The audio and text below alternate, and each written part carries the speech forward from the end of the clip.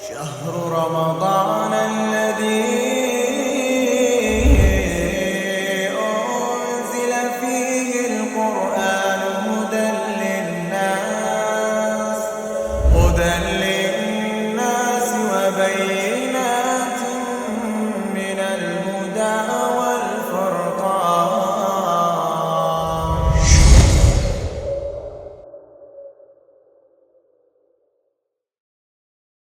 Apakah menghidupkan malam Lailatul Qadar itu harus satu malam penuh? Tentu mayoritas kita tidak mungkin bisa melaksanakannya.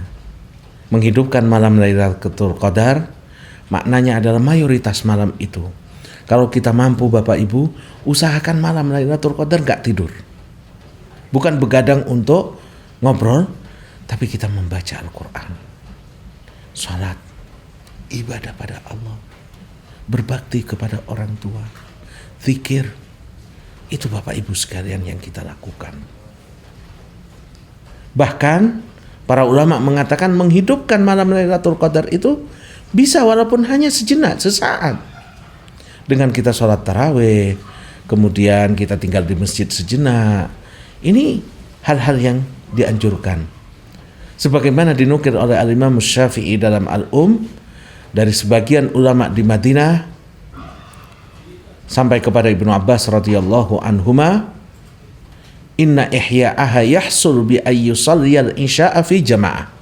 Bahkan kata Ibnu Abbas, menghidupkan malam Lailatul Qadar itu bisa didapatkan sekedar dengan sholat isya berjamaah.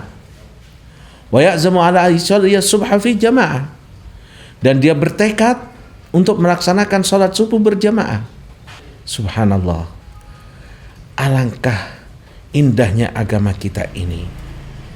Alangkah sayangnya Allah dan Rasulullah SAW kepada kita.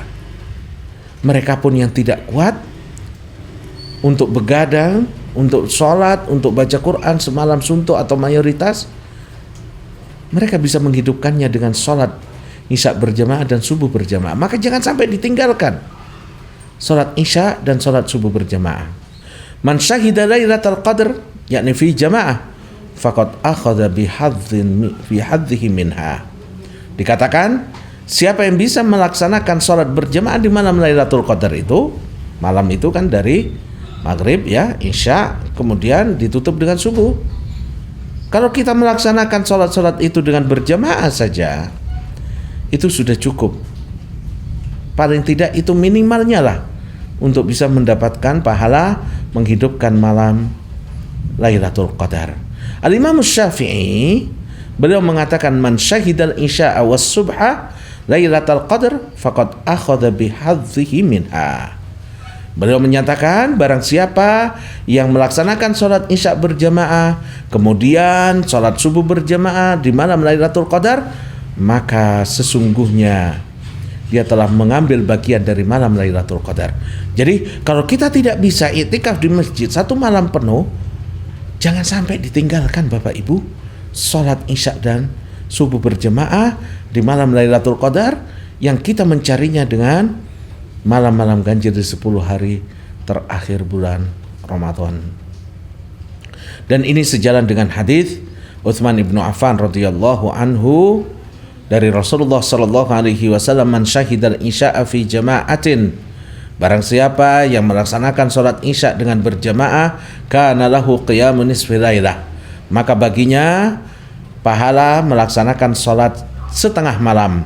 Wa man shallal isya wal fajr fi jama'ah, dan barang siapa yang salat isya kemudian subuh berjamaah, maka dia mendapatkan pahala salat satu malam penuh. Jadi pendapat Imam Syafi'i tadi atau yang dinisbahkan kepada Ibnu Abbas radhiyallahu anhuma, bahwa kalau kita sholat isya kemudian sholat subuh berjamaah, kita sudah mendapatkan bagian menghidupkan malam Lailatul Qadar. Itu selaras dan sejalan dengan hadis Rasulullah tentang keutamaan sholat isya berjamaah. Sholat isya berjamaah mendapatkan pahala seperti sholat setengah malam. Kalau isya dan subuh berjamaah sekaligus, maka mendapatkan pahala satu malam penuh. Nah, Bapak Ibu sekalian, ini salah satu keutamaan dan kemudahan di agama kita. Tinggal siapa yang mau. Di sini kita bisa mendapatkan bahwa mereka yang tidak iktikaf di masjid pun bisa mendapatkan pahala malam Lailatul Qadar. Bahkan mereka yang tidak bisa sholat pun, yang nggak bisa untuk iktikaf di masjid karena haid, karena nifas, bisa mendapatkan pahala itu. Yang pertama, karena Rasulullah tidak mengatakan kepada Aisyah waktu tanya, amalan apa yang terbaik yang bisa aku lakukan kalau dapat malam Lailatul Qadar. Beliau nggak minta baca Quran dari Isya sampai subuh atau sholat dari Isya sampai subuh. Beliau mengatakan, Allahumma innaka afuun tuhibbul afwa fa'fu anni. Wahai Aisyah, perbanyak baca doa, panjatkan doa. Ya Allah, Engkau Zat yang Maha mengampuni, ampuni dosa-dosaku. Kurang kasihan bagaimana Rasulullah pada kita. Betapa lemah lembutnya Rasulullah, betapa sayangnya Rasulullah dengan kita. Malam yang paling mulia, yang nilainya 1000 bulan, beliau memberikan amalan yang sangat ringkas yang bisa dilakukan oleh siapapun. Orang yang haid, orang yang nifas pun, yang tidak itikaf pun bisa mendapatkan bagian dari malam Lailatul Qadar dengan banyak membaca doa tadi. Juwaibir pernah bertanya kepada Ad-Dhahhak, bagaimana pendapatmu dengan wanita nifas, haid atau musafir dan orang yang tidur namun hatinya tidak lalai dari berzikir, apa mereka bisa mendapatkan bagian dari Lailatul Qadar? Ad-Dhahhak pun menjawab, iya, mereka tetap bisa mendapatkan bagian. Siapa saja yang Allah terima amalannya, dia akan mendapatkan bagian dari malam Lailatul Qadar. Berikutnya Bapak Ibu sekalian, tentu kita ingin tahu, setelah bersusah payah mencari malam Lailatul Qadar, setelah bersusah payah beribadah dan menghidupkan malam, kita ingin tahu apa tanda-tanda malam yang kita cari itu, bahwa itu adalah malam Lailatul Qadar. Ada beberapa tanda yang diucapkan oleh Rasulullah SAW. Kata beliau, Sabihatul Lailatul Qadar, pada pagi hari Lailatul Qadar, malam Lailatul Qadar, tatlu'us syams la syi'a laha. Matahari terbit tidak menyilaukan, artinya tidak panas banget. Lembut, seakan-akan dia menyapa kita dengan penuh kelembah lembutan. Ka'annaha tushtun hatta tartafi. Dia seperti bejana hingga meninggi, seperti bejana bundar hingga tinggi. Lalu kemudian Abu Hurairah meriwayatkan dari Rasulullah SAW, beliau menyatakan, ayyukum yadhkuru hina tala'al qamar.